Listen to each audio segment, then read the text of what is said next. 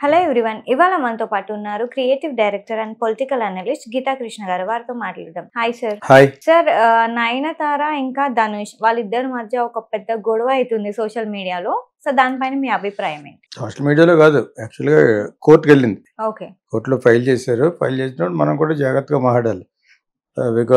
Because కోర్టులో case ఉన్నప్పుడు దాని పూర్వపరాలు కరెక్ట్గా తెలుసుకోకుండా మాట్లాడకూడదు. యాక్చువల్గా ఎస్టాబ్లిష్డ్ హీరో అయిన ధనుష్, వాళ్ళ ఫాదర్ ధనుష్ కంటే చిన్న వయసులో ఉన్నప్పటి నుంచి తెలుసు. చేతులు కట్టుకుని ఉంచేవాడు. చాలాసార్లు చెప్పాను, చేతులు కట్టుకుని ఇళయరాజా నుంచినవాడు. ఫస్ట్ ఫిల్మ్ చేయడానికి చాలా కష్టపడ్డాడు. ఎన్ రాసావిని మనసులే అని సినిమా మీనాన్ని పెట్టి తీశాడు. తర్వాత చాలా కాలం తర్వాత రీ రికార్డింగ్ చేశాడు మనవాడు. ఇళయరాజా చేసిన తర్వాత సినిమా హిట్ అయింది. తర్వాత మెల్లిమెల్లిగా అతను ఒక చూడడానికి కూడా బాగుండేవాడు కాదు, కస్తూరి రాజా. యాక్చువల్ ధనుష్ బావుడు ఆ పెద్దోడు డైరెక్టర్ చలవరాజు నాడు బావుడు. They made it. కష్టపడి మొత్తానికి ఒకటి డైరెక్టర్ ఒకటి యాక్టర్ అయిపోయాడు. వాళ్ళ బ్రదరే ఒక సినిమాలో ఇంట్రడ్యూస్ చేశాడు ఈ అబ్బాయిని. వీళ్ళు యుక్త వయసులో ఉన్నప్పుడు వాళ్ళ ఫాదర్ ఈలోగా 7 సినిమాలు చేసేసి పాపులర్ అయిపోయాడు. కస్తూరి రాజు పూర్తి అతని పేరు కస్తూరి రాజు అని పెట్టుకున్నాడు. ఖదీర్ అని ఒక ఉన్నాడు, అతనికి మన తెలుగులో రాజ్ కిరణ్ అంటారు. అతను బండగా ఉండేవాడు. అతను పెట్టుకుని అందమైన మీనా చిన్నపిల్లప్పటికి అమ్మాయిని పెట్టి తీసాడు. Cinema super hit. ఎన్ రాసావిని మనసులే. అప్పటికి వీళ్ళు కుర్రోళ్ళు దాని పెద్దోళ్ళు అయ్యారు. పెద్దోళ్ళు అయిన తర్వాత ఒక యాక్టర్ ఒక డైరెక్టర్ అయ్యాడు. సెల్వరాఘవన్ డైరెక్టర్, యాక్టర్ వచ్చి ధనుష్. తర్వాత రజనీకాంత్ అల్లుడు కూడా అయిపోయాడు. ఆ సినిమా చూసి అమ్మాయి లైక్ చేసింది. సెల్వరాఘవన్ సినిమా అంటే చూసే చాలా అమాయకంగా ఉన్నాడు, నోట్లో వెళ్ళి పెడితే కొరకడం అనుకుంటే, తర్వాత కట్ చేస్తే వీడి చాలా ముదురు, నేను చాలా ముదురుని అన్నాడు అనమాట ఇండస్ట్రీలో. వెళ్ళిపోయాడు. ఇప్పుడు 40-45 కోట్లు రెమ్యునరేషన్కి వెళ్ళిపోయాడు. ధనుష్ చరిత్ర అది. ధనుష్ కొంచెం విమెనైజర్, బాగా అమ్మాయిలకి వ్యవహారం ఎక్కువ ఉన్నవాడు అనమాట. అందరూ ఉంటారు. దాని గురించి స్పెషల్గా చెప్పుకోవాల్సింది ఎందుకంటే ఒకప్పుడు సుచి లీక్స్లో చెప్పేసింది అమ్మాయి ధనుష్ గురించి, ఇంకా చాలా మంది గురించి చెప్పింది. వాళ్ళందరి గురించి ఎందుకులే కానీ మొత్తం అందరు బండారాల్లో బయట పెట్టేసింది. సుచి అంటే సింగర్ 1.5 year బ్యాక్ ఒకసారి పెట్టింది, మొన్న మళ్ళీ పెట్టింది. అప్పుడప్పుడు మెంటలు వస్తూ ఉంటుంది అమ్మాయికి. మెంటలు వచ్చినప్పుడల్లా చెప్తూ ఉంటుంది అనమాట. అద్దంలో చూసుకున్నప్పుడు మెంటలు వస్తూ ఉంటుంది అనమాట. సో ఆ టైప్లో ఏదో అయ్యింది దానికి. మొత్తానికి ధనుష్ బండారం బయట పెట్టింది. ధనుష్ బండారు, టీ రాజేంద్రన్ కొడుకోకుండా చెంబు అని అతని బండారు అందరికీ ఉంటాయి. ఎవరు లేకుండా సినిమా ఫీల్డ్కి వచ్చి ఏమి లేకుండా సర్వతంగ పరిత్యాగలాగా సద్గురులాగా అలా ఉంటారా? ఉండరు కదా. అందరూ ఇది గ్లామర్ ఫీల్డ్. సో అవకాశాలు ఎక్కువ ఉంటాయి, ఎక్స్ప్లాయిటేషన్ ఎక్కువ ఉంటుంది. దానికి మన వాళ్ళు రకరకాల పేర్లు పెట్టి క్యాస్టింగ్ కవచ్చు, ఆ కవచ్చు అంటూ ఉంటారు. ఏ కవచ్చు అన్నా కూడా వాళ్ళ కవచ్చు వాళ్ళకి ఉంటుంది. అమ్మాయి రావాలి, హీరోయిన్ రావాలి, ఇవన్నీ ఉంటాయి సాధారణంగా. సో ఆ విధంగా మనవాడు కూడా బాగా ఎక్స్ప్లాయిటేషన్ ఒక లెవెల్కి వెళ్ళిపోయాడు. మంచి ఇల్లు కట్టాడు. రజనీకాంత్ నుంచి బయటకు వచ్చేసిన తర్వాత రజనీకాంత్, ఆ అమ్మాయి కూడా ముదిరే. రజనీకాంత్ కూతురు కూడా తక్కువ లేదు కానీ ఫుల్. సో వీళ్ళిద్దరికి కుదరలేదు, అయిపోయింది. చెప్పాను కదా ఇద్దరు కలిసి బతకలేరని. అక్కడికి 10-15 ఏళ్ళు అయిన ఇంకేం బతుకుతారు? 10-15 ఏళ్ళు అయిన తర్వాత ఐశ్వర్యతో వచ్చినా అభిషేక్ వచ్చినా బతకట్లేదు. ఇంకా మోజు తిరిగిపోతే చిరాకు వచ్చేస్తారు అనమాట. పొద్దుడు లేచినారు ఏడు మొహం చోట పెట్టండి. సో మామూలు వాళ్ళకే ఉంది, సినిమా వాళ్ళకి ఉండటానికి ఏముంది? సినిమా వాళ్ళకి ఎక్కువ ల్యూరింగ్ ఉంటుంది. ల్యూరింగ్ అంటే టెంప్టేషన్ ఎక్కువ ఉంటుంది బయట. పాత ప్రియులు, కొత్త ప్రియులు, పాత కొత్త కలయికలతో పుట్టుకొచ్చిన ఇంకో కొత్త ప్రియుడు జరుగుతూ ఉంటాడు. అంచేత ఇవి నిలబడవు.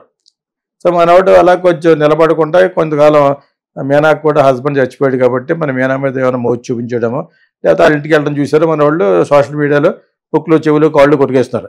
మీనాన్ని పెళ్లి చేసుకుంటున్నాడు అంటారు. అదేమో న్యూస్ ఉంది. తనకు భర్త పోయాడు, చేసుకోవచ్చు. మనకి ఏదో ఒకటి కావాలి కాబట్టి, గిలిగింతలు పెట్టే న్యూస్ కావాలి కాబట్టి అది కూడా మాట్లాడుకున్నాం. అది ఎంతవరకు నిజమో తెలియదు కానీ, బట్ ఈ was having some kind of talks vibes with Meena also రీసెంట్గా. సో మనవాడు సినిమా ప్రొడ్యూసర్గా తయారై డైరెక్టర్ కూడా అయిపోయాడు రాయన్ తోటి.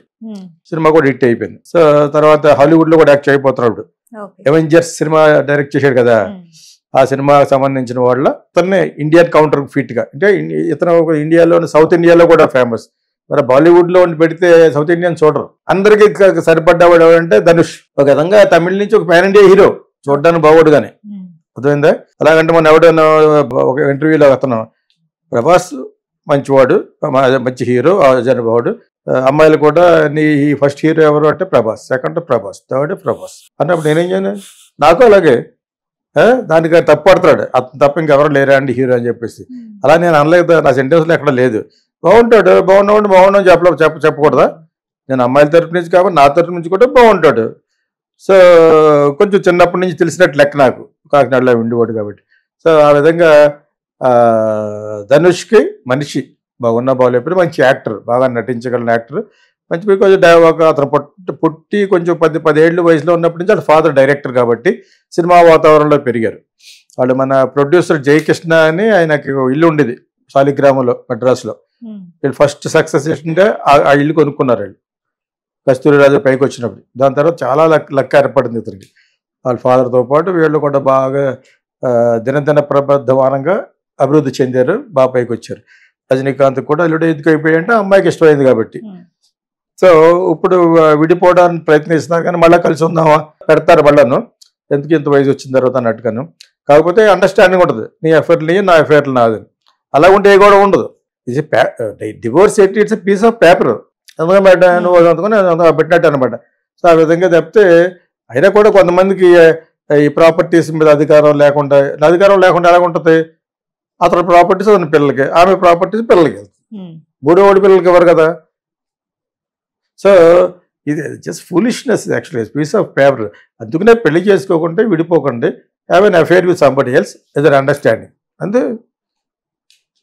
సో మనవాడు సినిమాలు తీస్తూ మొదలుపెట్టిన తర్వాత వీడు ఒకటి పైకి వస్తున్నాడు, ఒకడు పర్సనాలిటీ కూడా మెయింటైన్ చేశాడు. అతనే సేతుపతి, అతని పేరు విజయ్ సేతుపతి. అతనితో విఘ్నేషన్ డైరెక్టర్ రైటర్ తోటి ఒక సినిమా అతను స్టార్ట్ చేశాడు, నానుం రౌడీదాన్ అంటే నేను రౌడీనే అని. సో ఆ సినిమాలో నయనతార హీరోయిన్. సో నయనతారకి ఆడికి కూర్చు అవుతాయి డైరెక్టర్ కింద. బట్ అప్పుడప్పుడు డైరెక్ట్ చేస్తున్నప్పుడు ఒకళ్ళు చూసుకుంటూ ఉంటారు అనమాట, డైరెక్టర్ది అఫేర్ అవుతుంటుంది. ఆడు సిగ్గుపడుతూ ఉంటాడు, ఈ అమ్మాయి సిగ్గుపడుతూ ఉంటుంది అనమాట. ఇది జనరల్గా జరుగుద్ది అనమాట. అది ప్రొడ్యూసర్ కమ్ అన్ని ఆలినాలు ఉన్న ధనుష్ చూస్తూ ఉంటాడు. ఇదనమాట సినిమా నాది, అఫేర్ వెళ్ళదని. కాలింది, ఎక్కడో కాలింది అడిగి ధనుష్కి. ఇది ఎవరో ఇటువంటి పాయింట్ ఎందుకు చెప్పినట్టే, I'm director, producer, music director, everything, I know everything. వీళ్ళందరూ కిడ్స్ కింద తెలుసు నాకు. వాళ్ళే కదా ఎవరైనా సినిమా ఫీల్డ్లో కుచ్చు హోతా అయిందనుకో ఎలా ఉంటారు, అలాగే వెళ్తున్నప్పుడు సిగ్గుపడతాడు, అలాగే ఏడు వెళ్తున్నప్పుడు ఇలా చూస్తూ ఉంటాడు అనమాట. ఇవన్నీ కూడా చూస్తూ ఉంటాడు. ఆ సినిమా వాళ్ళు చూసేది ఏంటంటే వాళ్ళు లైటింగ్ చేసుకుంటూ ఉంటారు, చూస్తుంటారు. ఈ విధంగా చూసుకున్నప్పుడు అక్కడ ఏదో జరిగింది. సినిమా నాది, డబ్బులు నాది, లవ్ అఫేర్ ఎంజాయ్మెంట్ వాళ్ళది. అప్పుడు వాళ్ళిద్దరు తక్కువ, అందరూ ముదురుసే. ఇక్కడ అందరూ ముదురుసే నాతో పాటు. అదేంటప్పుడు నన్ను కలుపుకొని ఏడుతారు మళ్ళీ. అందరూ ముదురుసు ఆఫ్ ఇండియా. అందరూ అమ్మాయి లక్కిచ్చి స్మైల్ వేస్తుంది అనుకో, వెంటనే వెనకాల అయిపోతారు కారు వేసుకుని. సో అంచేత అలాగేదో జరిగింది. ఇది అసలు కారణం, డెఫినెట్గా ఇది కారణం. ఏం చేయాలో తెలియక హీరోయిన్ మీద కోపం ఉందనుకోండి, ఇతనితో కాకుండా ఇంకోళ్ళతో మాట్లాడుతుంది అనుకోండి, ఆ డైరెక్టర్ చేస్తాడు, అల్రా సరిగ్గా చేయట్లేదు, డైలాగ్ చెప్పడం రాదు అంటారన్నమాట. డైరెక్టర్ తిడతాడు. ఇంకా ఇక లోపల నుంచి వచ్చేస్తూ ఉంటుంది ఎక్కువ విషయం, నేను నన్ను నా వంక చూడటం ఇంకోటి చూస్తుందని. సో ఇవన్నీ జనరల్గా జరిగే సినిమాలో గమనించుకోండి. ఇవన్నీ ఏమి లేకుండా చేస్తేనే ఓ డైరెక్టరు వాళ్ళు ఎవరికి ఉన్నా కూడా బయట చూసుకుంటేనే సినిమా బాగా వస్తుంది. ఈ ఎప్పుడైతే ఉందో ఇటువంటి చిన్న కుచ్చు హోతాయిల్లో డెఫినెట్గా ప్రాబ్లం వస్తుంది.